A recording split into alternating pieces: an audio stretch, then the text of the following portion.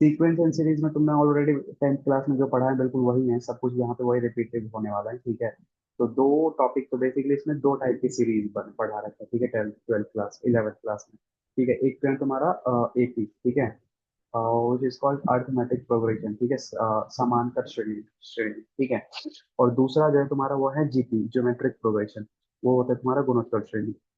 समांतर श्रेणी में तुम लोगों ने टेंथ क्लास में पढ़ा था, एपी में तुम लोगों ने पढ़ा था। एपी में क्या होता था, जैसे कोई टर्म होता था 5, उसके अगला टर्म है 10, उसके अगला टर्म है 15, उसके अगला टर्म है 20, ठीक है। तो ये कुछ ऐसे ही करके हम आगे के टर्म्स डिसाइड कर सकते थे, मतलब एक जो फिक्स वैल्यू होता था, कॉमन डिफरेंस, ठीक है, दैट इज कॉल्ड डी, ठीक है, denoted by D, common difference, सर्वांतर। तो वो सर्वांतर क्या होता था, हर एक टर्म में जुड़ जाता था ताकि वो अपने से अगला टर्म दे दे, ठीक है। जैसे अगर तुम्हें निकालना था ए3, यानी कि थर्ड टर्म निकालना होता है, तो तुम क्या करते थे, ए2 प्लस डी करते थे, ठीक है। अगर तुम्हें निकालना होता था ए10, तो तुम क्या करते थे, ए9 प्लस डी करते थे। तो इसी पैटर्न को यूज करते हुए हमने एक जेनरिक फॉर्मूला बना लिया था एपी में, और वो जेनरिक फॉर्मूला क्या बन गया था, ए एन का फॉर्मूला बन गया था। A n is equals to a n minus one, यानी कि 10 के लिए हमने क्या करा था, 10 के लिए हमने एक कम कर दिया था, 9 प्लस डी करा था, ए9 प्लस डी करा था, वैसे यहाँ पे क्या होगा, a n minus one plus d कर देते हैं, ठीक है। तो ये तो तुम लोगों ने पहले से पढ़ रखा है टेंथ क्लास में, करेक्ट। पढ़ा है, याद है या भूल गए?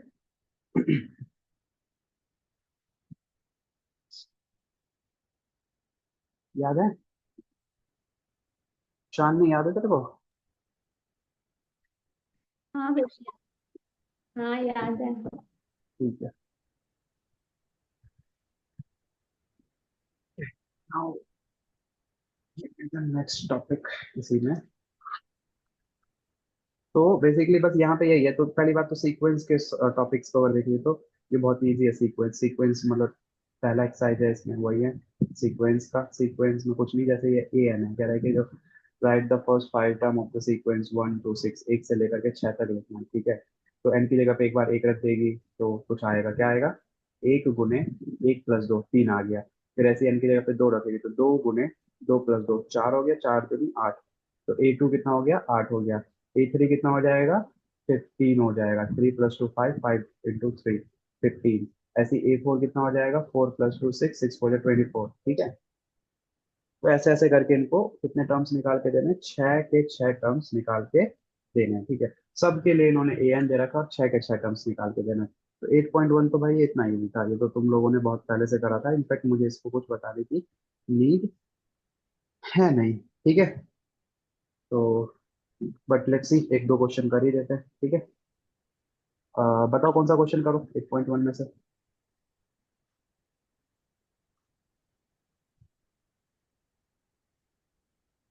बताओ कौन सा क्वेश्चन करवाना चाहते हो। पहले तो एक से लेकर छह तक में कोई सा एक क्वेश्चन करवा लो, फिर दूसरा क्वेश्चन करेंगे हम 7 से लेकर के 12 तक में। ओके, फोर्थ, ठीक है। फोर्थ क्वेश्चन ये है तेरा, ए एन बराबर 2n - 3/6, 2n - 3/6।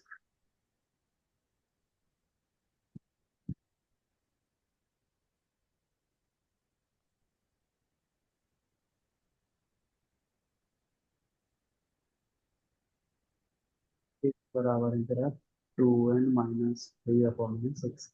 ये है तेरा ए वन, और बुक वाले को क्या चाहिए, उसको चाहिए ए1, ए2, ठीक है। तो ए वन कैसे निकलेगा, इनकी जगह पे वन पुट करके, कितना आ गया, -1/6, ठीक है। ऐसे टू पुट कर दो, आगे तेरा +1/6। ऐसे ए3 निकालना है, ए3 निकालने के लिए 2 × 3 - 3/6, तो 6 - 3, 1/2 हो जाएगा ये, 1/2 हो गया, ठीक है। ऐसे ही निकालना है ए फोर के लिए क्या होगा, 2 × 4 - 3/6, 4 2 8 - 3 5/6, ठीक है। ऐसे निकाल दे ए5 और ऐसे निकाल दे ए6, काम खत्म हो गया, छुट्टी। तो ये ऐसे था बस।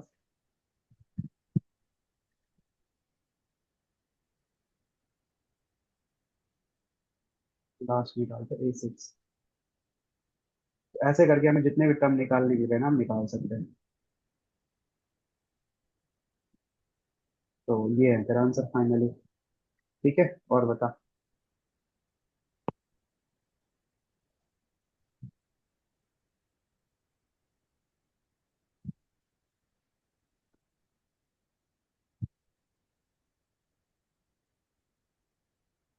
अभी एक 7 से लेकर के 12 तक के क्वेश्चन में से कोई सा क्वेश्चन देख करके बताओ, वो बता दो। समझ में आ रही है?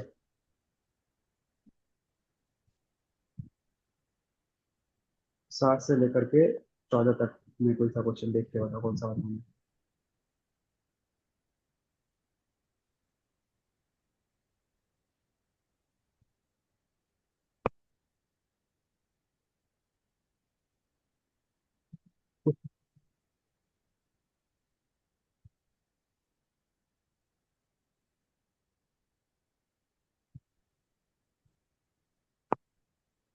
ठीक है, तो पहले एक काम करो, पहले सारे क्वेश्चन ट्राई करो 14 तक, फिर नहीं होते तो फिर मेरे से पूछना, ठीक है। आगे चलते हैं नेक्स्ट एक्सरसाइज। ठीक है, तो अभी ट्राई करना, फिर नहीं होता तो फिर मेरे से पूछना।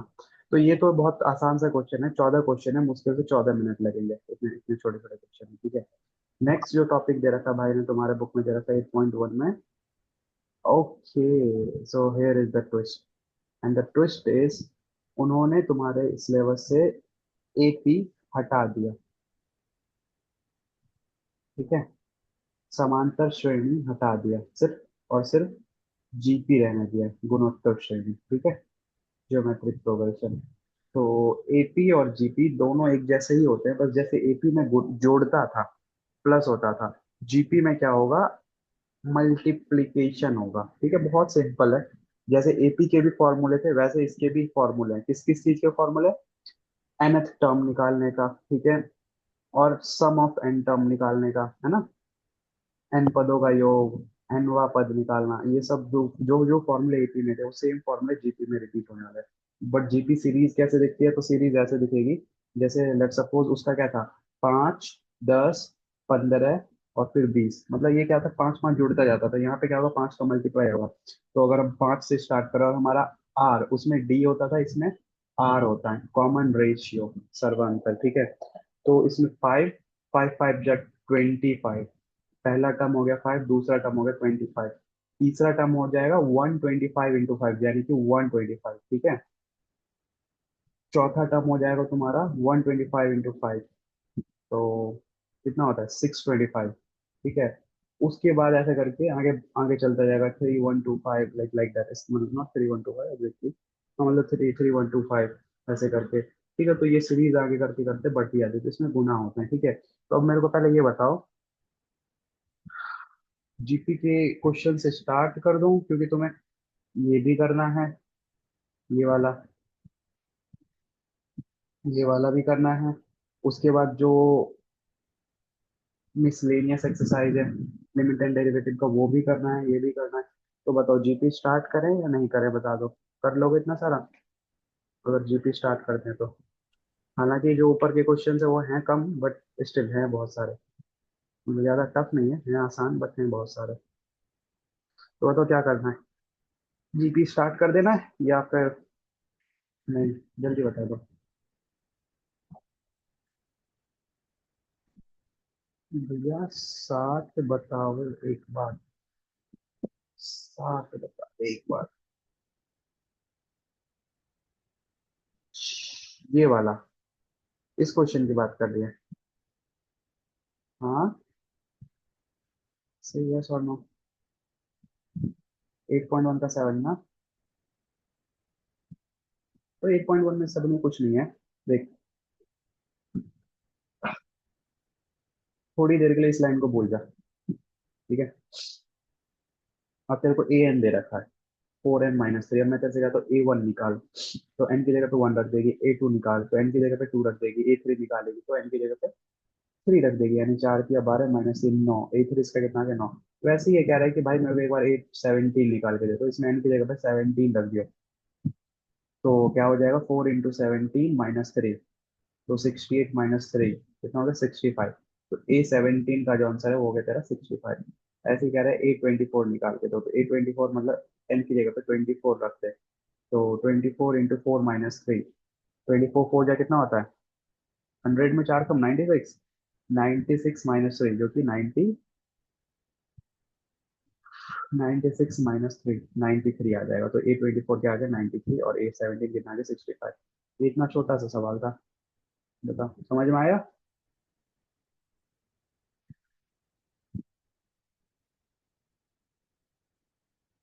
आया क्या ये सब समझ में?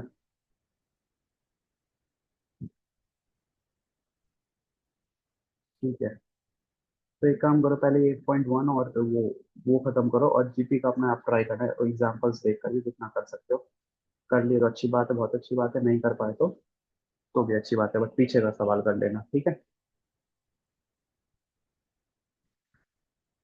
चलो तुम लोग भी रैप अप कर लो, छुट्टी, मौज करो, मौज नहीं सवाल करो, मैं हेमंत से जरा बात कर लो।